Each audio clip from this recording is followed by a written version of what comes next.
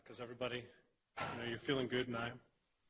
And one of the other things that I have to do is make sure now that we kind of keep the schedule on time. So I will get through this hopefully fairly quickly and painlessly for y'all.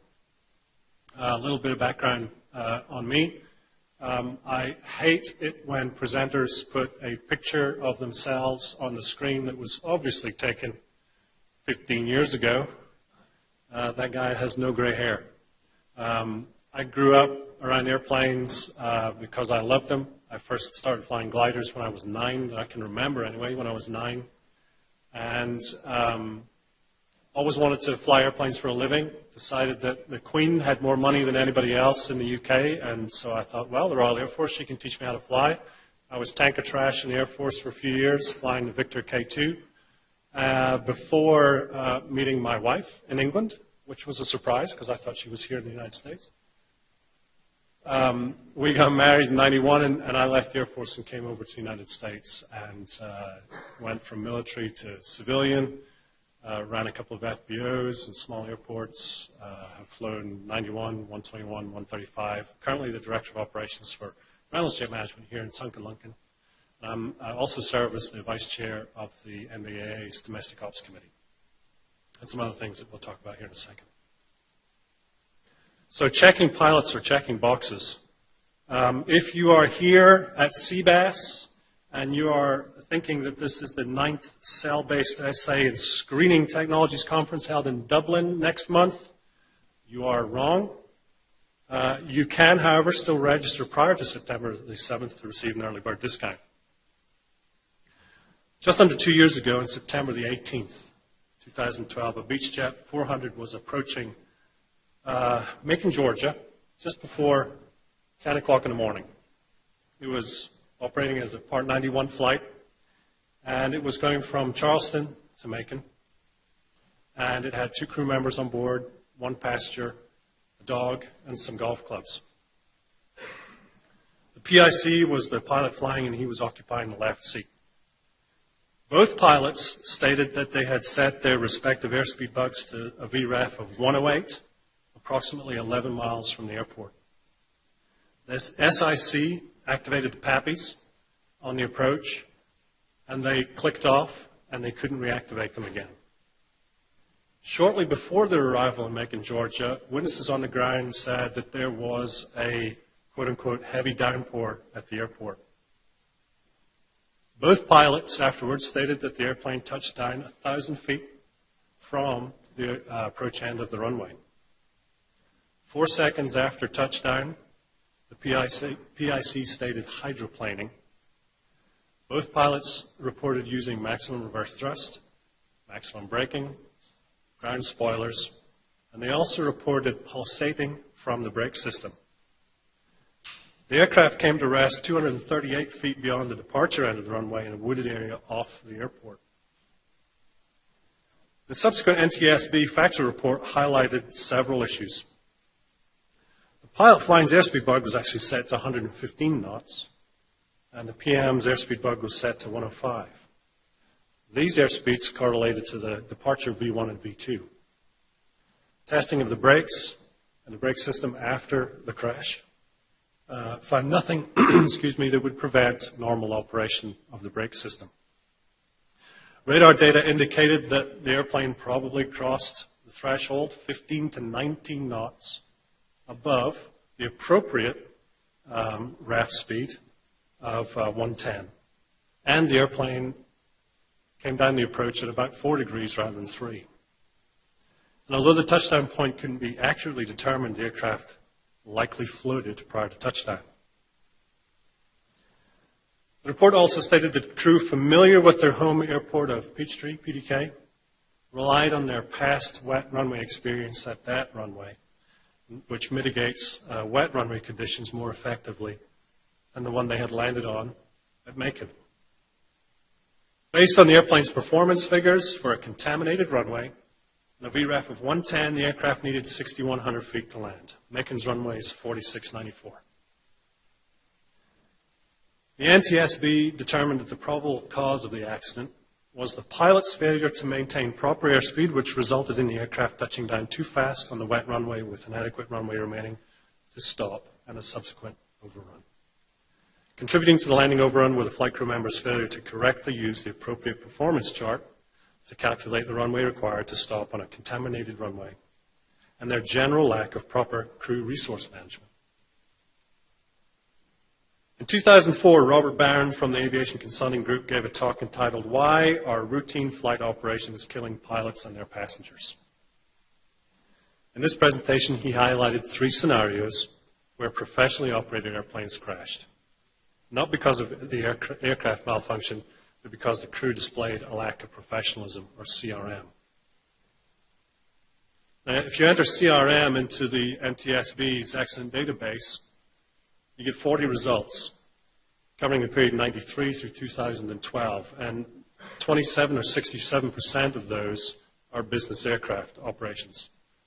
Now, of course, because you enter CRM, you're taking away all those single pilot airplanes, not necessarily, but if you look at the statistics, they're all multi-crew airplanes.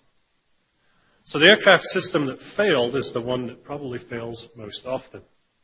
Yet it seems, to me at least, that it's the one system we spend the least amount of time during our simulator training sessions working on, and that is the crew. Now, I talked to the training providers, and they'll tell you that CRM is trained and assessed in the course of an initial or a recurrent training program. And as a conscientious Part 135 operator, I'll quote regulations to you. 135.329 requires that a 135 operator must have an FAA-approved crew resource management training program as outlined in 135.330. Now, for those of you who operate 91 and you've got an ATP in your wallet, 6158 requires CRM training as outlined in 61.155. Yeah, but how many hours did we spend in the classroom talking about hydraulics, electrics? How many hours did we spend on single-engine instrument approaches in a darkened simulator? In either case, you can probably put a number on it. Let's say 30 hours in systems training on an initial for any kind of complicated airplane. But can you tell me how many hours you actually spend talking about CRM or human factors when you go to school? How many Part 135 operators, this is a show of hands, and apart from Reynolds jet in the back there, 135 operators in the room? Okay, so a good number. Could you recite to me a 135, 293, 297 check ride, start to finish? You probably could. And that includes the pilots, the airports you'll be flying into, San Francisco and Memphis, right? The weather that you'll have, and the whole program start to finish. What failures you'll see, when you're going to get your V1 cut. How many Part 91 operators can tell me how your recurrent class will go from day 1 to day 3 or 4, start to finish? I don't know about you, but I've never actually flown, not one time, a localizer 27 Circle 18 right at Memphis at night in the airplane. What percentage of flights do you operate where you operate constantly out of runways that are about 9,000 feet or longer? So would you agree, therefore, that we are sending our pilots off to school generally? Okay, Johnny, off you go. Flight safety or simu-flight. 3 or 4 days they show up with their piece of paper, their training certificate, and we have no input and no oversight, generally, to what goes on for those 3 or 4 days. They're good to go for 6 to 12 months. They got their piece of paper. That's all I'm worried about. How many scenarios do you do in the simulator that really reflect what you do day to day in your operations? So let's return to the BeechJet crew at Macon.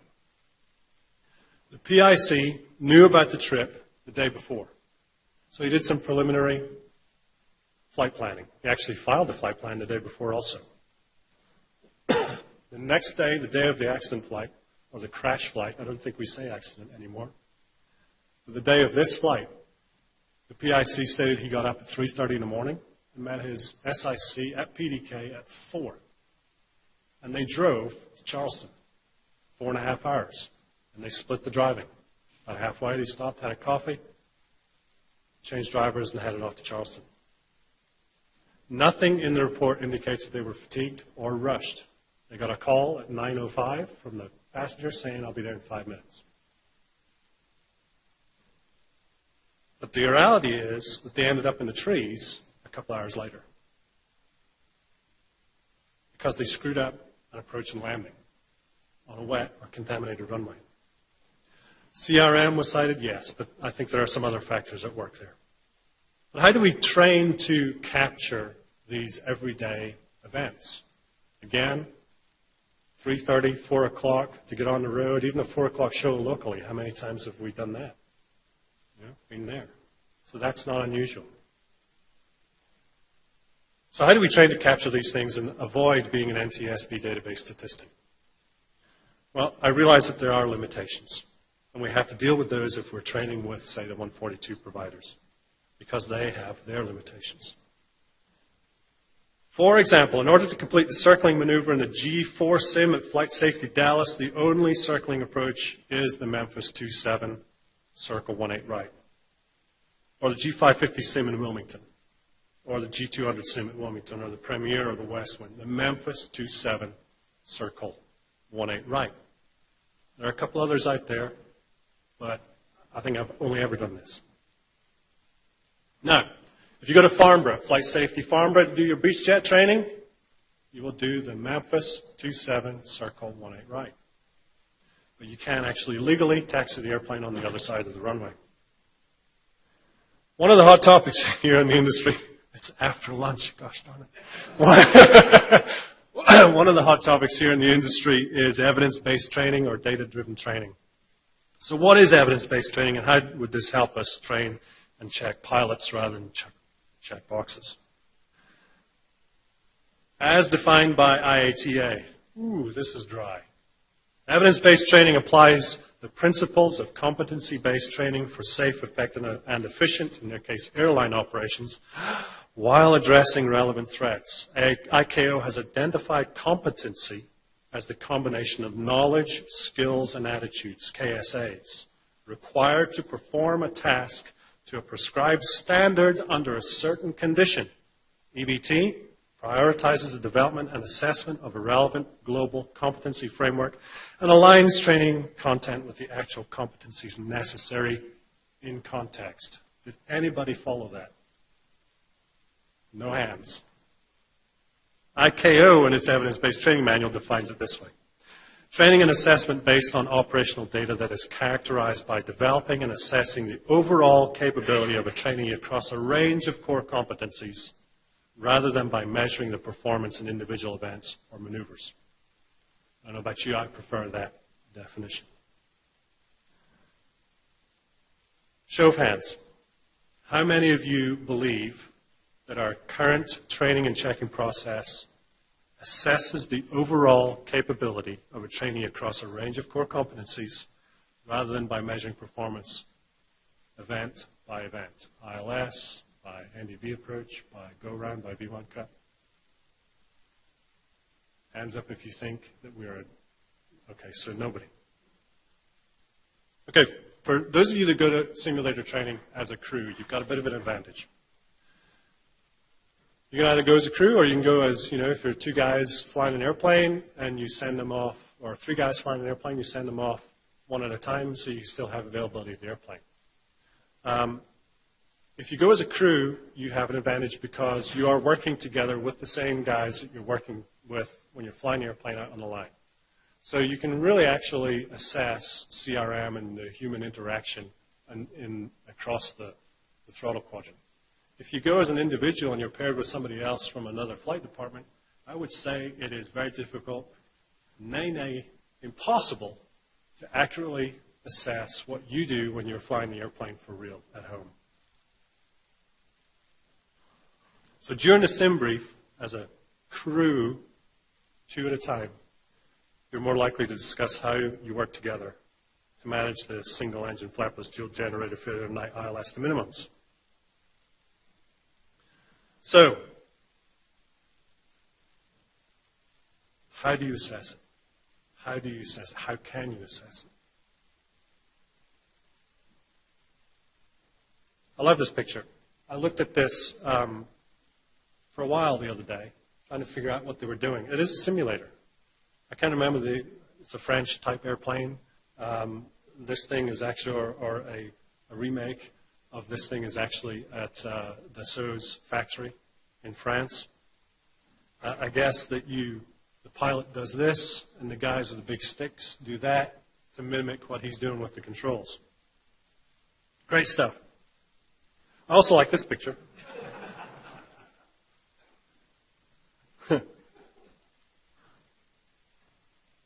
In a similar way, I stared at this for a long time as well the other day.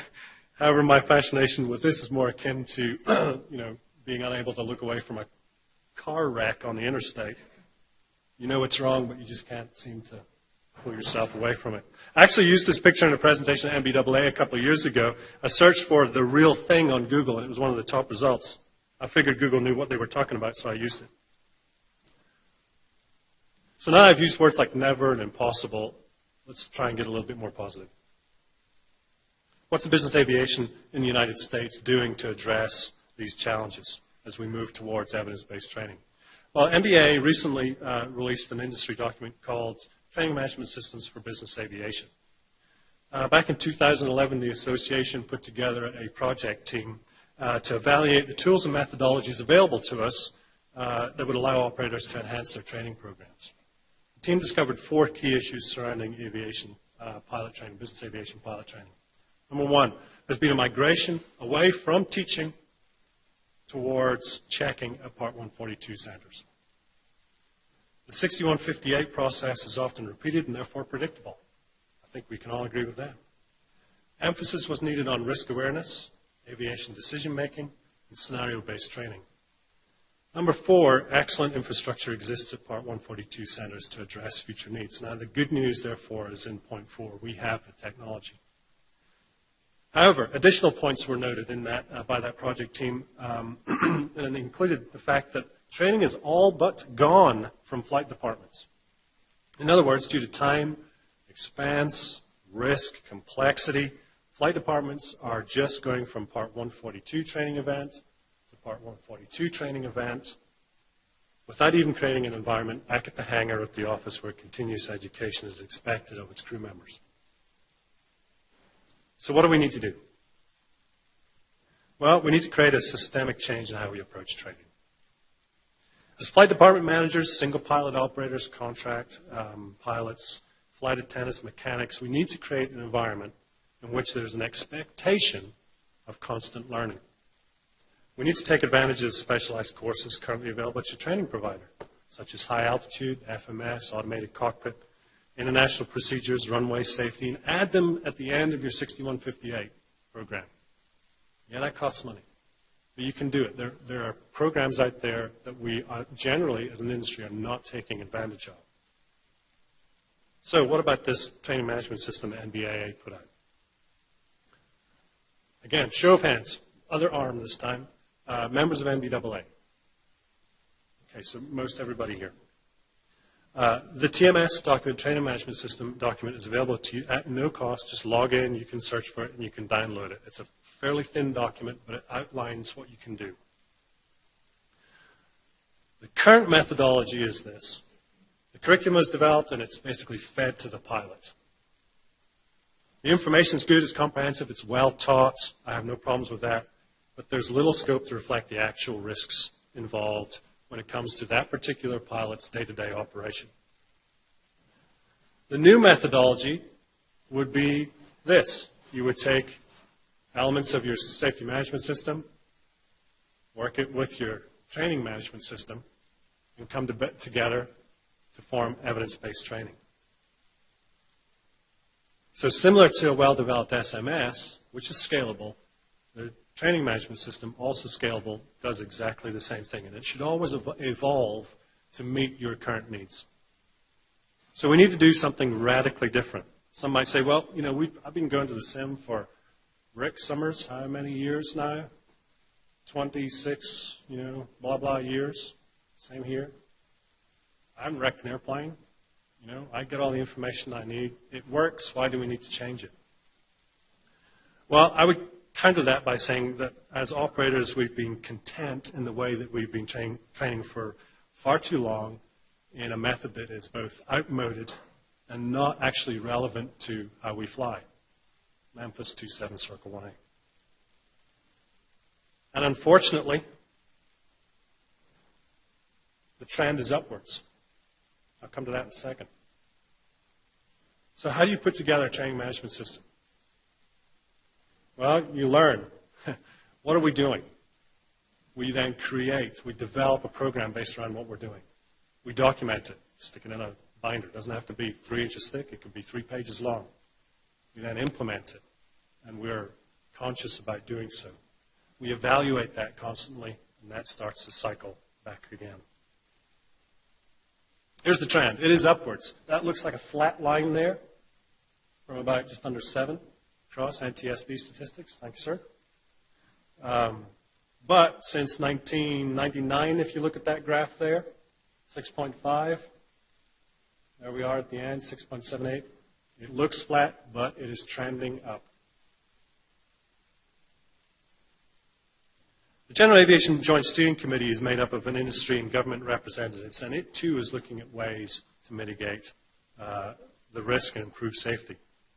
It describes 2 paths to safety. One is looking at historical data, what happened. That's a little bit reactive. One is much more proactive. What are we actually doing, and how do we address that? So the industry and the regulators are working together to change these outmoded ways of thinking and bring training and how we go about it up to date. It was mentioned earlier, but I, along with 3 others, represent the Part 135 industry as part of the FAA's Air Carrier Training Aviation Rulemaking Committee, Air Carrier and Training Contract Training Work Group. The first thing that we had to do when we met a couple months ago, and this is a several-year project, is to try and remember what FAA, ACT, ARC, AC, and CTWG stood for. And once we got over that, what we're trying to do is to seek to rewrite guidance. I'm not giving too much away because I really can't talk too much about it. We're taking the regulation and we're forgetting everything else. We're forgetting SAFOs, infos, notices, orders, guidance, chief counsel. We're taking a look at the regulation and rewriting guidance to meet the true intent, the original intent of the regulation.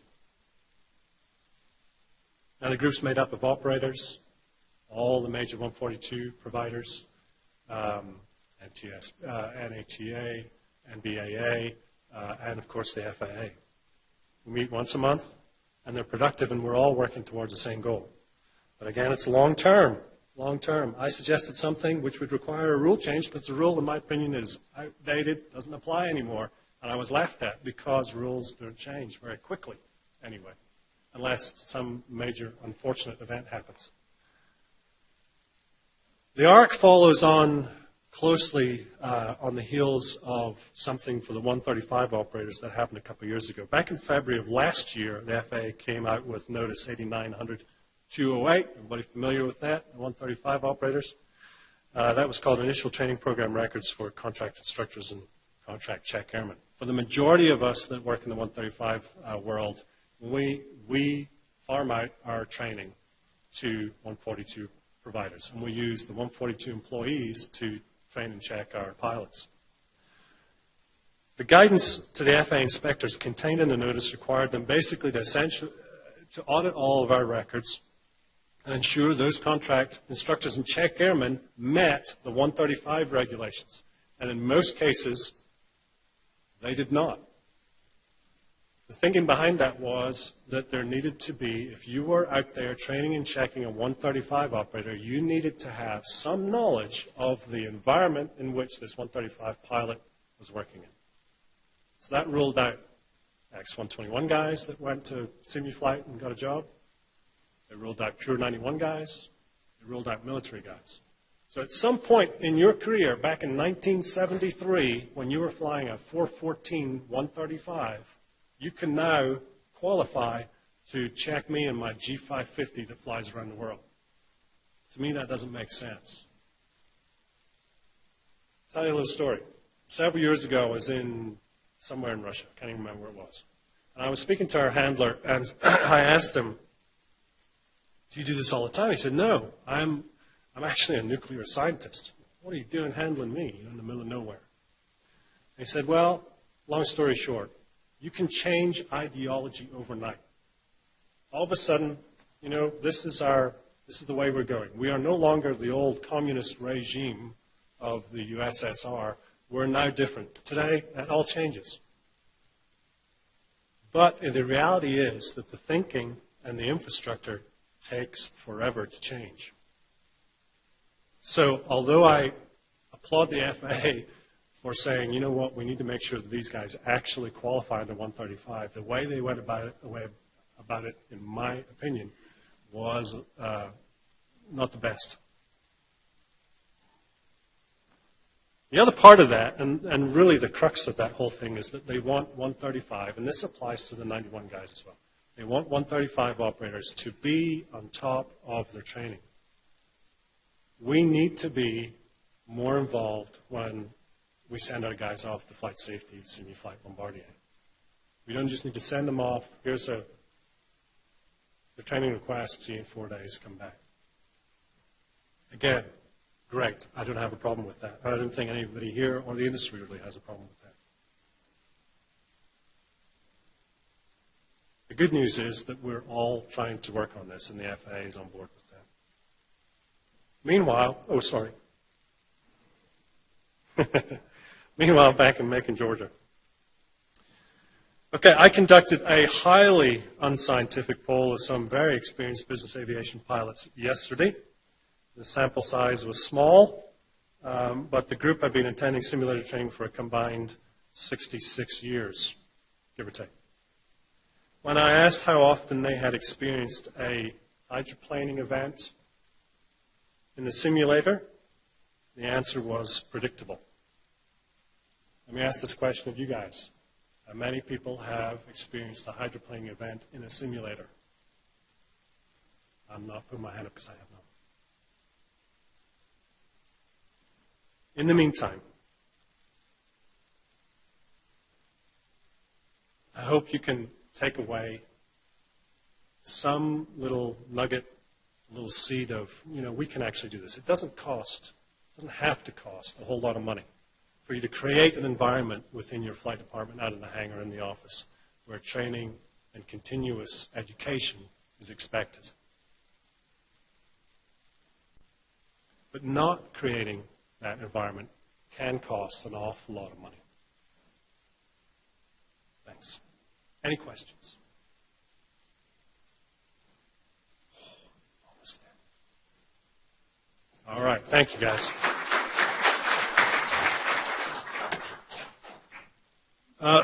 Since I'm still here, we'll take a little bit of break. I think, Robert, you're up at, is it 1:15 or close to it? Let's do 1:15, and last speaking session of the day, take another bit of a break, and then the Q&A session, which I'm really looking forward to because I get to wander around with a microphone. So let's take about 7 minutes, come back 1:15. Thank you.